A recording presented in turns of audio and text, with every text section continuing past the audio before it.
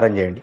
నిజంగా ఇది అబద్ధమే మాట్లాడుతూ ఉన్నాడు ఈ సామె ఎవరో అని అనుకుంటే మాత్రం ప్రచారం చేయకండి, మీలో ఉంచుకోండి.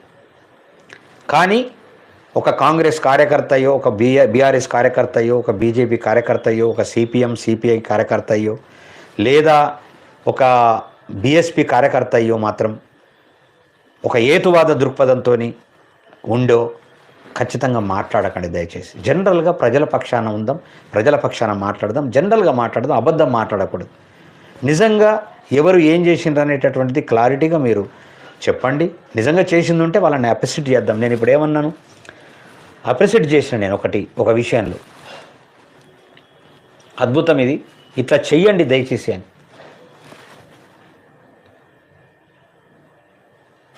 అనవసరంగా టైం వేస్ట్ చేసుకోకండి. ఉన్న సమయాన్ని మంచిగా ప్రజల పక్షాన